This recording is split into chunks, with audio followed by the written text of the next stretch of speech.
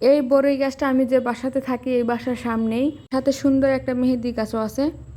আর এই তো এটা হচ্ছে আমার বাসা, এখানে আমরা থাকি। তরকারি রান্না করার জন্য এখানে মাছগুলো আমি বেজে নিয়েছিলাম। আজকে বেশি কিছু রান্না করব না, শুধু একটা তরকারি রান্না করব আর মার সাথে মাছ ভাজি করব। মাছ ভাজি বললে ভুল হবে, মাছের মাথা ভাজি করব আর কি।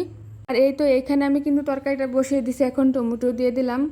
এইখানে সবজি ছিল কাঁকরোল, আলু, টমেটো। আর এই তো এখানে কিন্তু আমি মাথাটা নিয়ে নিছি। মাথাটাকে ভাজি করার জন্য এখানে মরিচের গুঁড়া, হলুদের গুঁড়া, জিরার গুঁড়াও কিন্তু দিয়ে দিলাম।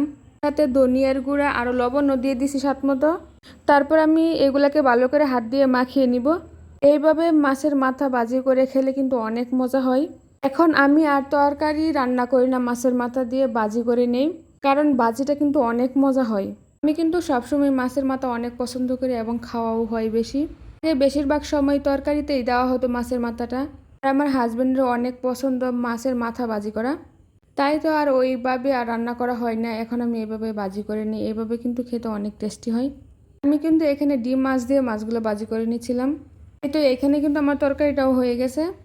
খুব অল্প পরিমাণে তরকারি রান্না করছি, কারণ রাত্রে এক জায়গায় দাওয়াত আছে, যেহেতু একবেলাই খাওয়া হবে তাই আর বেশি রান্না করা হয় নাই। আর এই তো এখানে আমার মাছের মাথাগুলো ভাজি শেষ, এখন আমি তুলে নিব। এভাবে মাছের মাথা ভাজি করলে মাছের কাঁটাগুলো কিন্তু অনেক নরম হয় এবং অনেক মুচমুচে হয়। একটা মাথা দিয়ে কিন্তু আমাদের খাওয়াই হয়ে যাবে, তরকারি না রান্না করলেও চলতো। আর খাওয়া দাওয়া শেষ করে কিন্তু আমরা আজকে একটু বাজারে যাব। আমি বড়ই গাছটার দিকে তাকিয়ে দেখি অনেকগুলো বড়ই হয়েছে। আর এই বড়ইগুলা কিন্তু অনেক মিষ্টি, 12 মাসে বড়ই ধরে এই গাছে। আবার ফুলও ধরছে অনেকগুলা। তারপর আমি সাদের আব্বুকে বলছিলাম আমাকে কিছু বড়ই দাও। আর কখনোই এই সময় আর বড়ই খাওয়া হয় নাই, যেহেতু কখনো নিচে যায় নাই। যাই হোক, এরকম একটা বড়ই গাছ থাকলে কিন্তু অনেক ভালোই লাগে। আর এই তো এইখানে একটা লাঠি নিয়ে আসছে বড়ি পাড়ার জন্য। বেশি বড়ি পারবো না, কারণ 3 থেকে 4টা বড়ি পারবো, কারণ সবারই হক আছে এই গাছের মধ্যে, তো সবাই খাবে। বড়িগুলা নিচে পড়ার পর আর খুঁজে পাচ্ছিল না। যাই হোক, 3টা বড়ই পাইছিল। কিছু বড়ি অনেক দিন আগে থেকে পড়েছিল, ওইগুলা ভালো ছিল না।